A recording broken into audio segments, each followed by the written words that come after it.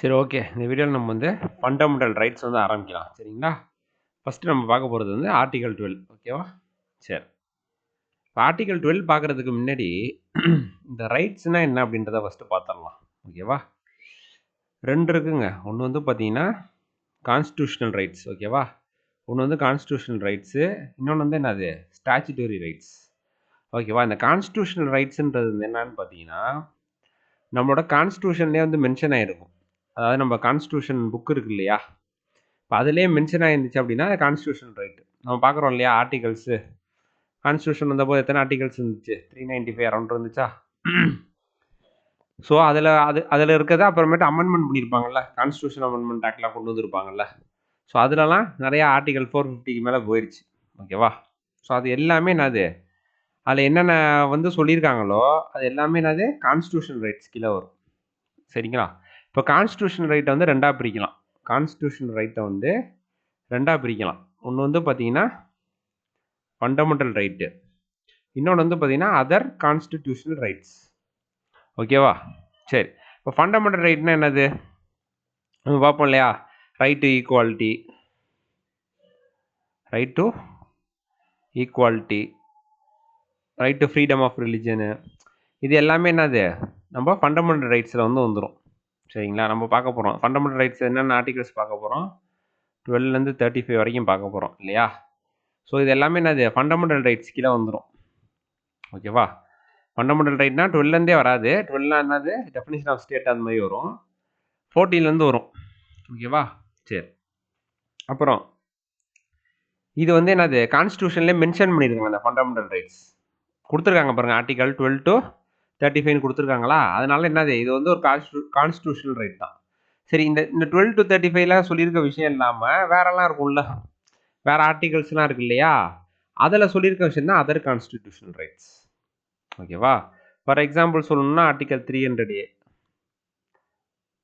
Right to property, right to property.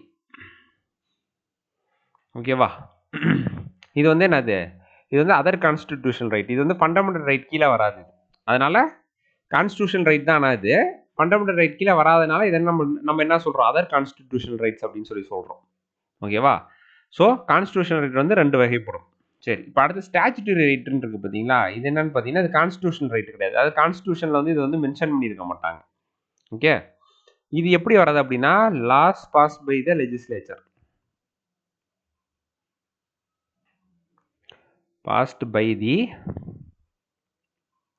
legislature.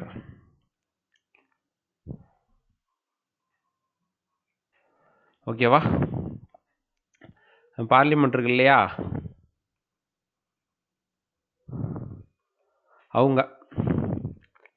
அவங்க வந்து loss நிறையா பாஸ் பண்ணுவாங்க இல்லையா.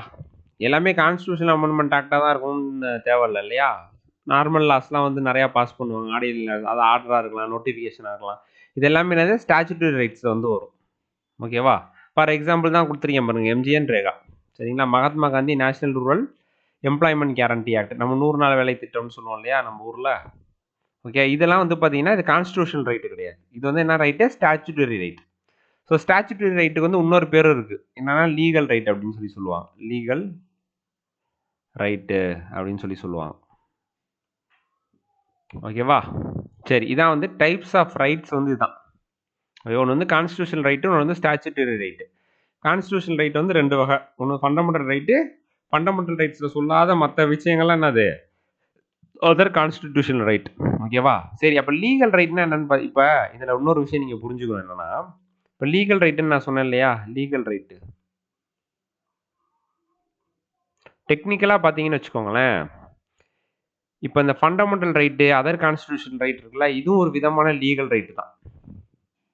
இப்போ லீகல் ரைட்னா என்னன்னா என்ன என்ன ஒரு ரைட்டு வந்து நம்மளால லா பாஸ் பண்ணி வந்துச்சோ அது எல்லாமே லீகல் ரைட் தான். அப்போ fundamental rights other constitution rights என்னது எல்லாமே என்ன பண்ணாங்க, கான்ஸ்டியூஷன் ஏற்றும் போது என்ன பண்ணாங்க, எல்லாத்தையும் ஓட் பண்ணி எல்லாத்தையும் டிஸ்கஸ் பண்ணி தான் கொண்டு வந்தாங்க இல்லையா. ஸோ அதுவும் வந்து டெக்னிக்கலாக வந்து பார்த்தீங்கன்னா லீகல் ரைட் தான்.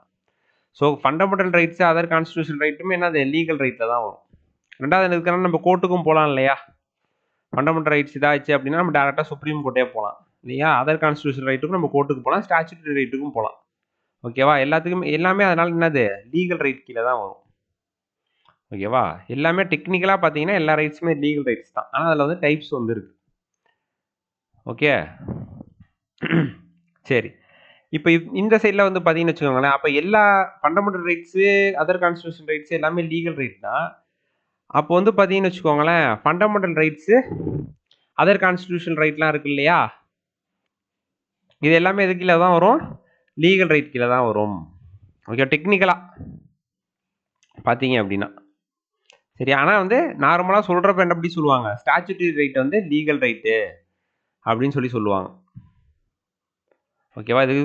இது வந்து கான்ஸ்டியூஷனில் மென்ஷன் பண்ணியிருப்பாங்க, இது வந்து மென்ஷன் பண்ணியிருக்க மாட்டாங்க. இது வந்து laws passed by the legislature, example MGNREGA, இது மாதிரி நிறையா இருக்குது. ஓகேவா? இது ஃபஸ்ட்டு இந்த டிஃப்ரென்ஸை நீங்கள் புரிஞ்சுக்கிட்டீங்க அப்படின்னா தான் உங்களுக்கு எது கான்ஸ்டியூஷன் ரைட்டு எது ஸ்டாச்சுட்டரி ரைட் அப்படின்னு சொல்லி புரியும். ஓகேவா? ஸ்டாச்சுட்டரி ரைட் வந்து கான்ஸ்டியூஷனில் மென்ஷன் பண்ணியிருக்க மாட்டாங்க, அவ்வளோதான். சரி, இப்போ நம்ம வந்து ஃபண்டமெண்டல் ரைட்ஸ்குள்ளார போவோம். ஓகேவா? ஃபஸ்ட்டு பார்க்க போகிறது ஆர்டிக்கல், இது என்னது 12 to 35 இருந்து ஆர்டிக்கல். ஓகேவா? சரி, இந்த ஃபண்டமெண்டல் ரைட்லேருந்து எங்கேருந்து எடுத்தாங்க அப்படின்னா யூஎஸ் கான்ஸ்டியூஷன் இருக்கு இல்லையா, அதில் பில் ஆஃப் ரைட்ஸ்ன்னு சொல்லி ஒன்று இருந்துச்சு.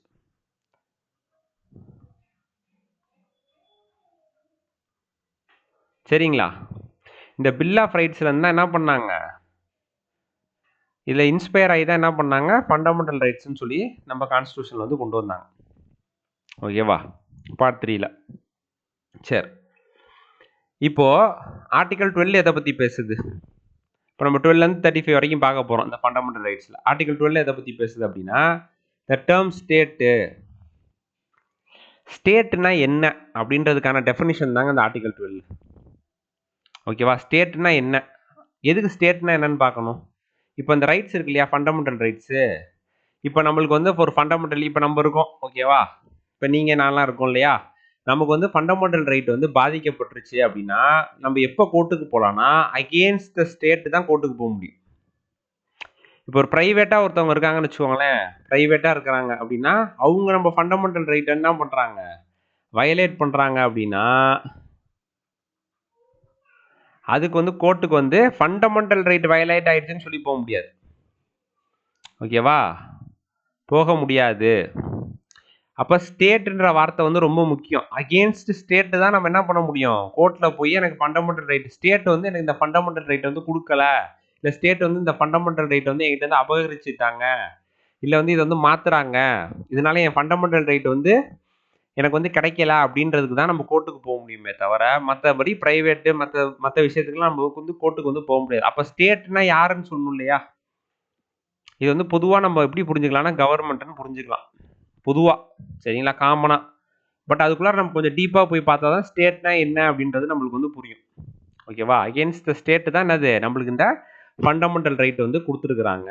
ஸ்டேட் வந்து நம்மளோட ஃபண்டமெண்டல் ரைட்ஸு, நம்மளோட அடிப்படை உரிமைகள் இருக்குல்ல, அதில் ஏதாவது நம்மளுக்கு வந்து பாதகம் வர மாதிரி ஏதாவது பண்ணாங்க அப்படின்னா நம்ம என்ன பண்ணலாம், கோர்ட்டுக்கு போகலாம். அப்போ ஸ்டேட்னா யாருன்னு தெரியணும் இல்லையா, அதுதான் வந்து இந்த ஆர்டிகல் 12 பேசுது. ஓகேவா? சரி, அப்போ ஸ்டேட்னா யாருன்னு சொல்கிறாங்க பாருங்க, இங்கே பாருங்க, according to it state includes the following. ஓகேவா? இந்த 4 விஷயம் தான் ஸ்டேட்னா என்னன்னு சொல்கிறது. சரியா? சரி, அப்போ என்ன சொல்கிறாங்க பாருங்க, government and parliament of India, that is executive and legislative organs of the union கவர்மெண்ட்டுங்க, சென்ட்ரல் கவர்மெண்ட், இது வந்து ஸ்டேட்ன்ற வார்த்தை கீழே வரும். ஓகேவா? சரி, அப்போ வேற யாரு, government and legislature of the states, that is executive and legislative organ of the state government, இது எது கீழே வரும், ஸ்டேட்ன்ற விஷயத்து கீழே தான் வரும்.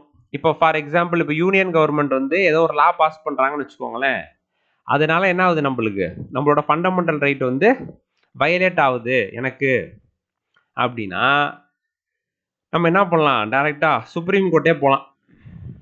எனக்கு வந்து இந்த ஃபண்டமெண்டல் ரைட் வந்து வயலேட் ஆகுது, அதாவது யூனியன் கவர்மெண்ட் போட்ட இந்த லானால எனக்கு இந்த ஃபண்டமெண்டல் ரைட் வந்து வயலேட் ஆகுது, நம்ம என்ன பண்ணலாம், கோர்ட்டுக்கு போகலாம். அதுதான் வந்து ஸ்டேட்ன்ற விஷயத்துக்கு நம்ம ஸ்டேட்டை எதிர்த்து தான் நம்ம வந்து ஃபண்டமெண்டல் ரைட்டுக்காண்டி நம்ம கோர்ட்டுக்கு போக முடியும். இப்போ ஸ்டேட்னா என்ன வருது, யூனியன் கவர்மெண்ட், அப்புறம் ஸ்டேட் கவர்மெண்ட் ஏதாவது லா பாஸ் பண்ணாலும் அது மாதிரி தான். ஓகேவா?